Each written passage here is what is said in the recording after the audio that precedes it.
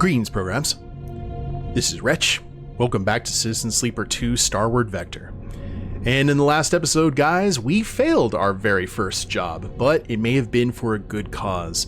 Juni showed her true nature and basically said that she needed the system core that we grabbed from this derelict Solheim craft to gather the knowledge that was inside it. Otherwise, Karsten would have just wiped it and used it for Hexport station. And she has promised to get us the fuel lines that we need. So out of the two, I think Juni might be the best option. So we have failed the contract. We were able to grab a little bit of scrap before things got too bad. We are out of supplies. It is time to head back home. Once you leave, you'll not be able to return. That is fine. We need to get some food. And we are starving. As you arrive into Hexport, Juni speaks up from the back of the cockpit.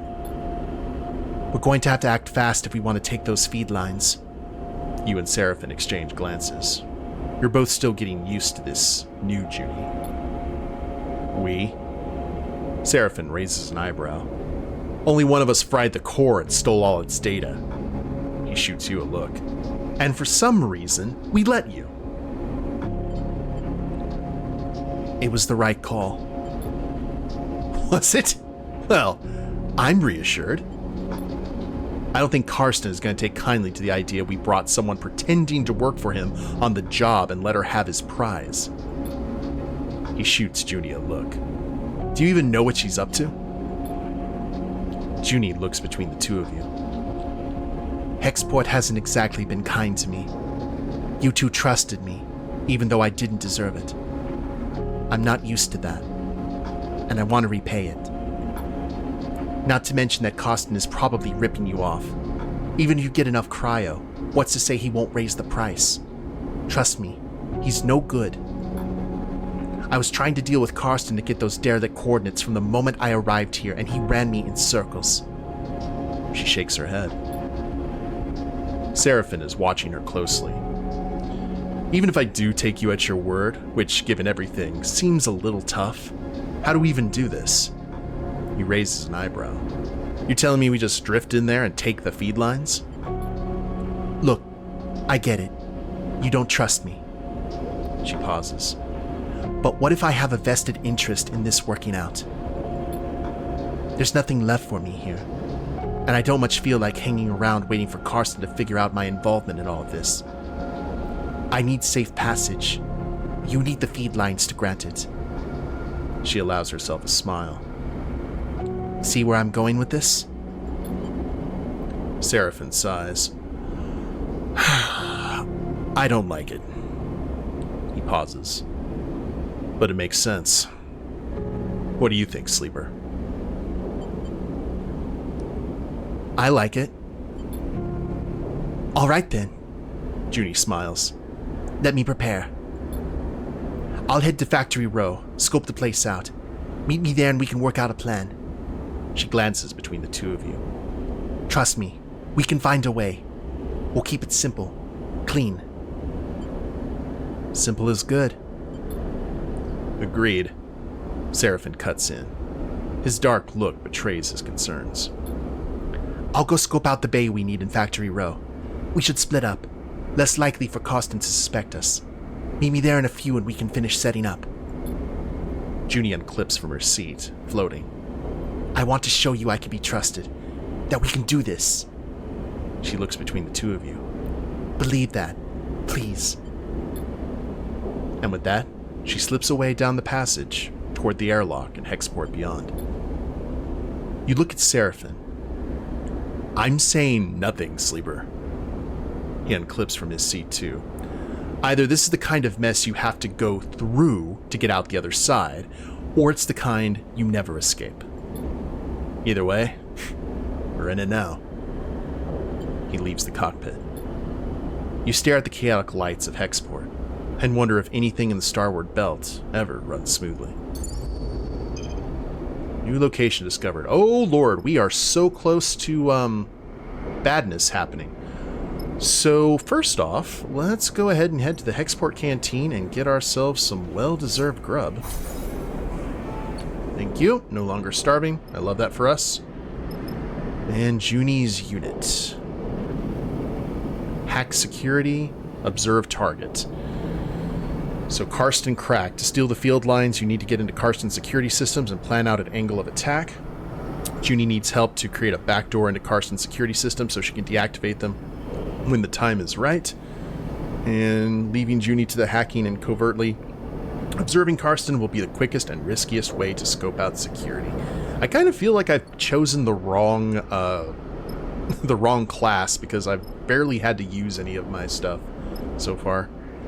So let's do this. Where can I go ahead and sell the scrap? Yes. Triple S is constantly processing scrap for the factories in the row. They'll pay good money for raw hull plates. For 16 cryo. Well, I mean, cryo is cryo. I'm not going to poo-poo on it, but I would have made just as much money doing a scrapyard shift. At least I don't have to spend any dice on it. Okay, here in the trade hall, let's go ahead and fill up on gas and food so we can bail if we need to, like almost instantly. And in terms of the interface, we got 100%. That's good.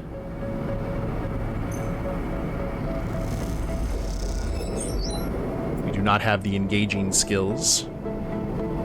Juni needs... Okay.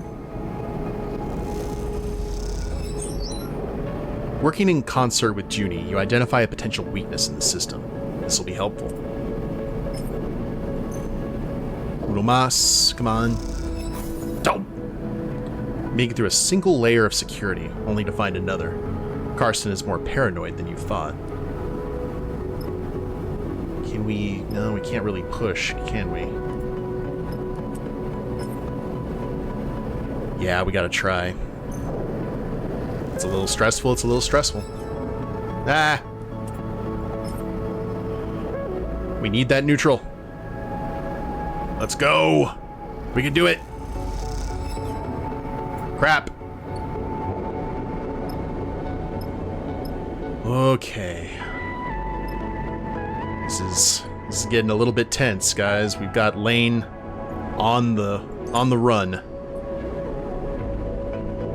Or not on the run, but about coming after us who are on the run. So we will end the cycle.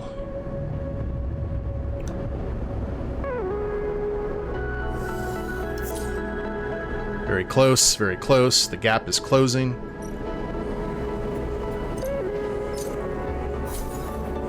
Full up at the canteen. Let's go ahead and use our good dice here. I don't know if that's going to be the smartest option, but actually, no. Let's go ahead and let's use one of our bad dice. It's still, I know we'll lose some food, but not the end of the world. Just give me something good. Big bucks, no whammies. Come on now. Like, I will go get more food. You have enough info to take a shot at this. Time to go through the plan. The sound of fist on keyboard wakes you from the scrolling code on the terminal screen. You turn to see Juni, a rare half smile on her face as she floats cross-legged with her deck in her lap. The blue light of the snap-on screen makes her eyes glint with a glittering excitement. Got him. She shoots you a look. Karsten's whole system is mine. You push away from your terminal to glide over to her screen. Running the mapping protocol now. I want to know about every little dusty corner of his network. Nice work. Hold on. We aren't there yet. It's coming up now. Seems Karsten is pretty paranoid. His whole system is iced over with some serious security. She frowns. What are all these layers of... A red pulse flashes across her face, changing her features as it does. Oh, shit. Her fingers dance across the keyboard. Something is closing the port. We need... Another red flash and her screen goes blank. Juni's fist hits the keyboard again. Harder. We've been kicked out. She's rapidly shaking her head. There's no way a salvage's shop should have that kind of countermeasure. She looks troubled. Maybe you peeked in the wrong corner? She looks over at you. It seems so. I think our friend Costin is involved in some nasty stuff. She rubs her forehead in thought. Wait. Her fingers fly across the keyboard, her screen flickering with commands. A complex node graph assembles on the screen, a mess of interlocking connections. The mapping protocol did enough. She looks at the screen. All the security systems are there. She indicates a dark section of broken connections. We didn't get what's here, but it seems like we found some kind of archive. Nothing we want. I wonder what's there. Juni shrugs. Some big data trawls, it looks like. Copies of old drives he found? Could just be a load of data left over from salvage job that he thinks is worth something. She smiles. He's a meathead with no eye for data, so it's probably a load of debug files he thinks are Solheim's secrets. She giggles at the idea. Juni pulls a thumbnail drive out of one of the many pockets and slots it into her deck. Time to train my cat. Identify the program. Oh, I mean, that's, Do we want to try? Might as well. Neutral! Okay, I'll take it.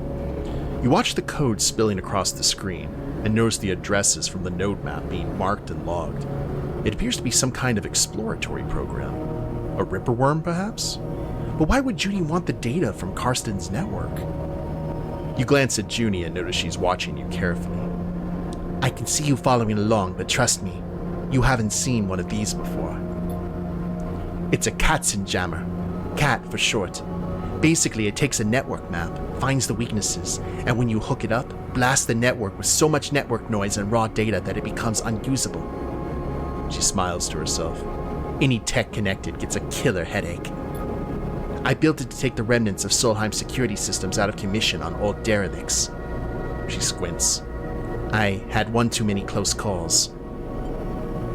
What will it do to Karsten's shop? Pretty much fry anything on our map. Cameras, shutter controls, alarms. It'll be pure chaos. She plucks the thumbnail drive out from her deck and hands it over, the cat head sticker on it catching the light as you turn it in your fingers. We still lost access, of course. Juni turns back to her screen, bringing up another node map. But there's an old Solheim port from the original facility just outside Karsten's. Slot the cat in there and it should be able to find a back door. What are we waiting for? Nothing, but... She looks away. This isn't going to be quiet. She squints. His whole system is going to get data blasted. It's not a subtle hack. When you slot the cat, you get in, grab the feed lines, and run. Sounds like one hell of a risk. Seraphin's voice catches you both by surprise as he slips into the dark and empty unit. Well, Juni pauses, looking between the two of you. It's our best option. Seraphin narrows his eyes. And where will you be when we run the gauntlet of scrambled security and make the grab? Juni looks away.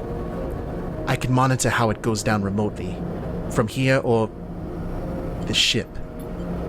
Seraphin gives you a look. You can tell he's finding it hard to trust Juni after everything. I trust you, Juni. She smiles a thin smile. Thanks. She starts to pack up her deck. But I'll find somewhere else to work from. Close to the ship, but out of your way. Juni shoulders her bag and glides to the door. When you're ready, slot the cat and go. By the time you're back at the ship, I'll be there. She glances down. Don't leave without me. She shoots Seraphin another look and then slips out of the unit. Seraphin watches her go and then turns to you. The whole of Hexport is going to hear about this. He shakes his head. We better get ready to go the moment you slot that thing. I'll be ready. Seraphin nods silently. I'll be at the ship, repairing the engine. We need to be ready to fit the lines as fast as we possibly can. He meets your eye. Be careful. Don't stop for anyone or anything. He puts a hand on your shoulder. And don't even think about looking back. With that, he slips out of the unit, leaving you alone to consider what comes next. Ooh, Ooh, okay, so things are about to pop off. We're basically like, hey, it is time for all of the final preparations before by feed lines, slot the jammer. Okay. We've got full supplies here. I don't necessarily know if we need dice to jump into anything else here, any other things other than slotting in the jammer.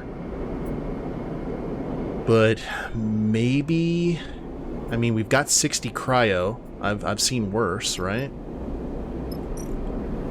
Nothing else on the contract board. Do I want to? Well, we've got one more day. We have got one more day. I'm going to do this. Let's go here to the scrapyard. Let's go ahead and do some shifts here and get a few more cryo before we actually get out of here. Because I just think that that's going to pay some dividends later on. Okay, that gives us 84. Much better. Let's get out of here. Juni's cat will overwhelm Carson's security, but you don't know for how long for. You better get ready to grab the feed lines and run the moment you slot it. Let's go. You slide the worm into the corroded Solheim port. A noise from Carson's shop immediately catches your attention. Carson's place is locked up for the cycle. Shutter down, alarms on, the denizens of Factory Row snaking past with deliveries and work orders. You hold your position opposite the shop and take a deep breath, waiting for the sign that this is going to work. You look at the thumbnail drive with its shimmering cat sticker sticking out of the old Solheim access port. You imagine the flow of data as the Katzen jammer seeks for an entry point into Carson's system. You think of Juni, tucked away near the ship, watching you through the public networks. You think of Seraphim, deep in the engine room of the rig. Hurry the hell up, you think. Enough waiting. Then you hear it. A pulsating white noise spluttering, and then screaming out of Carson's shop. The shutter scissors up and down, the lights pulse, the alarm gurgles in confusion. For a moment, you're stunned into stillness. People stop in the streets, then turn to look as the shutter's motors burn out in a cascade of sparks and acrid smoke. Now or never. Approach carefully. Hey, okay. You skirt around with the people watching, using them as a perimeter. They're pointing and talking, some of them laughing, while others look concerned. You slip around to the edge of the entryway, and then, as another cascade of sparks sends the observers cowering for cover, you slip inside. It takes you a moment to gather yourself in the chaos of the shop. The wall-mounted screens scream out white noise, and the flickering lights make it hard to concentrate, but you keep your focus. You scramble over to the feed lines in the window, grab the bundle with both arms. Then they wave wildly in your grasp as you wrench them away and kick off from the counter, gliding back out into the passage. Your arcing glide takes you into the crowd, and you steer yourself through a gap in the gathering bodies and kick off hard toward the port. It's something to take into account that everyone's in 0G, so the feed lines wave wildly, but you grip them hard to your chest and don't look back. Seraphim better be ready. Your arms ache from clutching the feed lines, but you don't loosen your grip until you see the entrance to the docking bridge. Sleeper! You almost ignore the call until you realize you recognize the voice. Juni glides out to meet you, her hand on your shoulder, guiding you toward the bridge. I'm with you now. She shoots you a glance. What a show, huh? She laughs nervously. It was certainly loud. She smiles a little. Wish I could have seen the cat in action. You both glide down the docking bridge, Juni helping you with the trailing feed lines. From what you can tell, news of the chaos in Factory Row has not reached the port yet. You feel a flush of excitement as you enter the ship's airlock. This is it. You did it. You try to keep focused, but the elation makes your hands tremble. You take a sharp turn in the central passage of the ship and make your way to the engine room, the feed lines now unwieldy in the cramped space. Seraphim is waiting for you, shaking his head. Looks like we're in business. He lets out a sigh. And on the run from 2 different people now. He grabs the feed lines. I'll take it from here. He quickly begins the process of connecting the engine to the subsidiary fuel tank. You watch, catching your breath as he works. "How about you make yourself useful, rather than just making me nervous?" Seraphin says while looking up from his work. "Go close the airlock and disconnect the bridge." You and Juni glance at each other. "Both of you, now!" Seraphin calls out. The two of you turn and make your way up the passage, your nerves settling now. You arrive at the airlock and reach for the control panel. And then you see him. Karsten, coming up the docking bridge, fast. Close the airlock or stop? Let's close the airlock. Time to flee. Your shaking hands input the closure sequence just in time. The door hisses and slams shut in Karsten's face. He glares at you through the airlock's window, but as he does, the docking bridge's shutter scissors closed, blocking him from view. You hear a clunk as the clamps disengage. You're free. Seraphin rushes past, gliding up the passageway from the engine room. "Come on, get yourself strapped in." You and Juni silently follow him, your head spinning, your thoughts racing. You slip into your seat as Seraphin punches in the departure sequence. The rig begins to pull away from Hexport, Seraphin's hands on the controls. You close your eyes and feel the force of the thrusters firing. Oh, let's go! Escape Hexport before Lane finds you. Hallelujah. Well, major drive complete with 2 upgrade points. Cool. Alright, give me 1 second here, guys. Okay, sorry about that, guys. If you hear a cat meowing in the background, just assume that's the aftermath of Hexport Station. What the? Seraphin's quiet question interrupts your thoughts as the rig cuts across the belt. Hexport is now behind you, drifting out of visual range. Its glinting lights now just part of the background glow of the belt's thousands of reflective bodies. Whatever trouble you stirred up there, it's surely been left behind. Which is why Seraphin's muttering is worrying you. What's up? Seraphin turns. There's a transmission coming out of Hexport. Some kind of evac order? He turns back to his console. Let me check this. Sleeper. The voice, as distorted as it is, cuts through you. Lane. I know you're there. A hissing pause. Is that coming from Hexport? Seraphin glances at you confused. Is what coming from Hexport? Give me a second here, Sleeper. I'm getting a wide channel broadcast. He rubs his shoulder nervously. They're warning people to alter their course away from the station. You are slipping away. A squawk of noise. But we can't have that. I take this personally, Sleeper. A sharp intake of breath. After all my investment, all my care expended upon you, this is how you repay me. Well, at least we're heading away, Seraphin interrupts. Maybe it's just a precaution. I see a little something glinting out there, Lane continues. Could that be you? Sleeper? You hear Seraphin calling, but you don't move. You don't breathe. All you hear is Lane's voice. You unclip from your restraint, drifting forward towards Seraphin. He gives you a wild look. Something isn't right. You don't feel right. A numbness grows in your body, your fingers flexing without your input. You reach out towards Seraphin. No, not you. Something reaches out to Seraphin through you. A tension flickers in his eyes. Fear? A hissing silence, then a rumbling blast.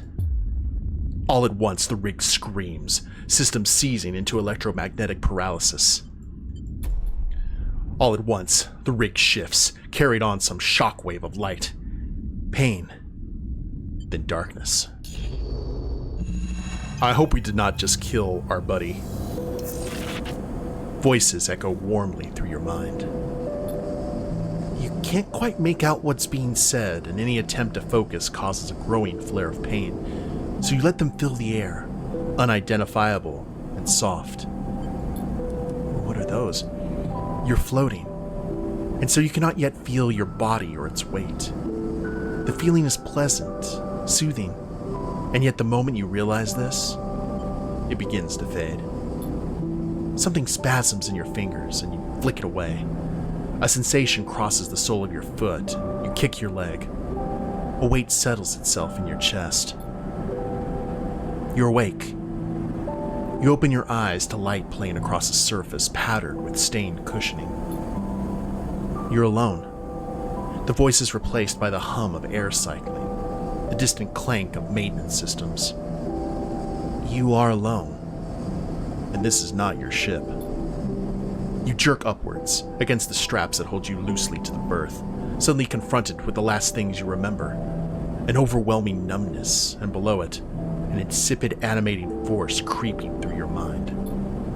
You pull at the straps and free yourself, floating up into the small habitation room, cushioned and worn, your mind racing.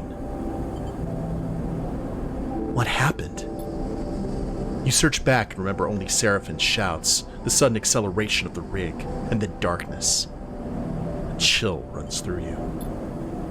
Cold light fills the room, and you float over to the dark square of the window. You see stars, the bright pinpricks of drive tails, and skeletal docking bridges. This is a station. A sudden hiss draws your attention to the door, which slides open with a puff of equalizing pressure. The entering figure jumps as they see you're awake. You're up. They hesitate in the doorway. Where's Seraphin? Your friend, right? They laugh nervously. I'm not really sure. He headed out a while ago. I'm Bliss. They shrug, not sure what to add. Your crew are out. Sorry, they brought you here. Here? Right. They nod slowly. This is my room. They glance around. Not much, I know. We're in my repair bay on the far spindle, if you know where that is. How did I get here? They look around at the room again. Come on, let's go somewhere a little bit more comfortable. They hold out a hand. You are safe. Don't worry. You follow them out into the corridor, gliding behind them. They move with the ease of someone who was either born in zero-G or has spent most of their life in it. They guide you into an enclosed balcony where heavily scratched, thick acrylic windows look out onto a chaotic-looking wet dock. At the center of the dock is the rig, scratched and worn, but still your ship. It's a reassuring sight. Is she okay? She will be, when I'm done with her. Bliss sees you staring at the rig.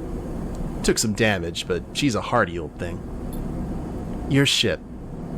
Bliss pauses. You were lucky I heard your distress signal. You sense they're holding something back. I guess that expensive long-range array I was tricked into buying finally paid off. Well, at least for someone. You were out cold when I got there, and have been for all the cycles since. Your friend wasn't in great shape either, but he bounced back fast. I make a habit of doing that. Seraphin's voice makes you spin around. Good to see you up. Can't suppress his smile. Are you okay? He smiles. Don't start fussing over me, sleeper. I'm good. Your eyes fall to Seraphin's bandaged abdomen. He notices and pulls his jacket over the wound. Certainly looks better than when you came in. You should have seen... Bliss abruptly stops after Seraphin glares in their direction. Here. Seraphin pulls a few chits out of his pocket. Catch. He slings them over to Bliss. That's all I could get for now. What are you paying them for? Seraphin laughs. Who do you think put the rig back together? Bliss looks at you apologetically. I know what it looks like, but I'm sorry. I can't work for free. Keeping this place going is bad enough. Oh, I get it. Seraphin nods. We're just thankful you towed us in. We aren't freeloaders. Bliss looks between the two of you. I'll let you two catch up. They turn to you. I'm glad you're awake. We were worried. They pat you on the shoulder and glide back down the corridor. With Bliss gone, silence descends on you and Seraphim, both of you unsure what to say. What happened? What do you remember? He looks at you with concern. Lane. Seraphim grimaces at the mention of his name. Lane? He shakes his head. Seraphim looks out at the rig. He takes a breath, steeling for himself for what he has to say. Hexport is... It's gone. He flinches. What do you mean, gone? It's gone. Seraphim catches your eye. Dropped off the map. No signals, apart from the one sent from fleeing ships. He frowns. I don't know what happened. No one does.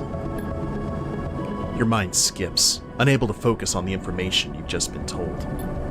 You think of the constant activity at the bends, the rumble of Factory Row. Karsten. Gone. By the time Bliss reached us, we had drifted out of range. They couldn't have seen it go up, but I saw, Sleeper.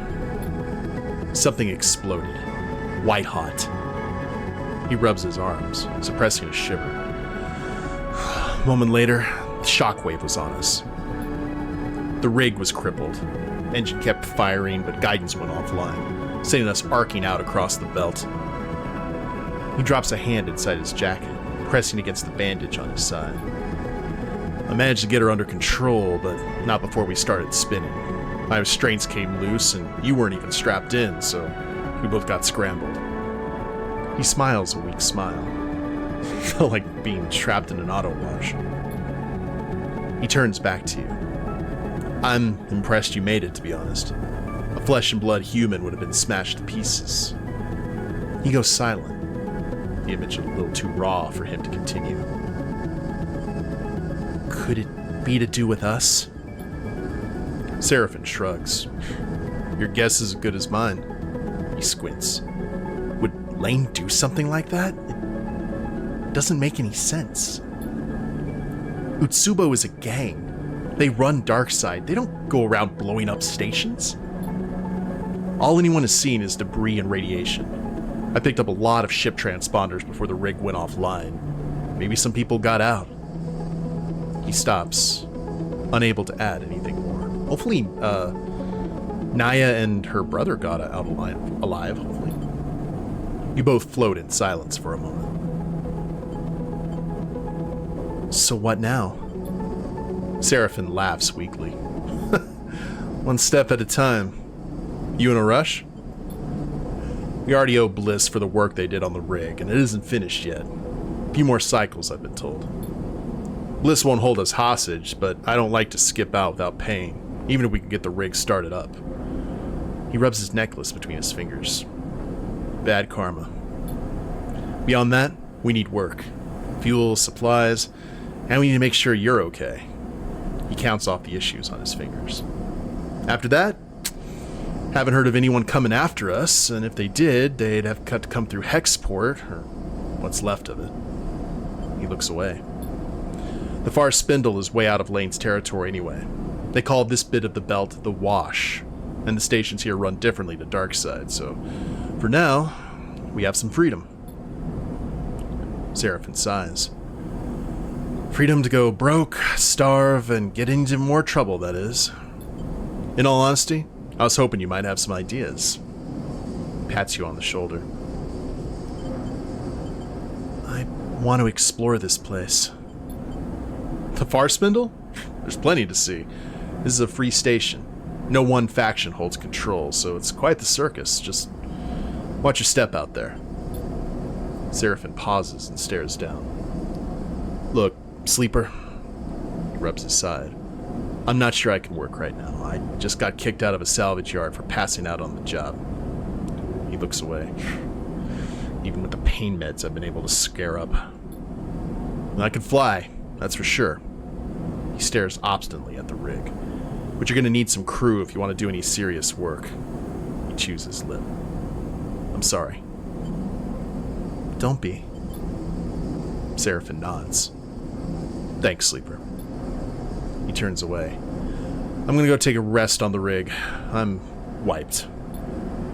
You look out at the rig as he leaves, the warmth and softness of your waking moments now feeling like a distant memory. Is this what you wanted? Freedom? A chance to work for yourself, not Lane? Well, here it is, with all the problems and complications you could imagine. And at what cost? Could Lane have wiped out Hexport just to try to end you? You shiver at the thought. But if not Lane, then who? Theories cloud your mind. Oh, we're dwelling on them. Could it have been Conway? A drone or mine drifting starward? Senatstat, perhaps, with some plan to weaken the belt? Or a belt faction attempting to flip the board by intent or mistake? The belt had considered itself safe from the war brewing in the inner system, but now? Hexport's loss will be felt all across the Starward belt. But what does that mean to you? Your needs are much more immediate and apparent, but those must come first. You take a breath. Time to make a plan. You have gained some glitch. Oh god, okay, there's things happening. Well, this is a perfect place to go ahead and call it an episode, guys. We'll read about glitching and what that does, obviously to hinder us, and explore this new station in the next episode. Hope you all have enjoyed it. If you liked the episode, please leave a like down below. Subscribe to the channel, leave a comment, that'd be a big help. I will see you next time. Later days, everyone.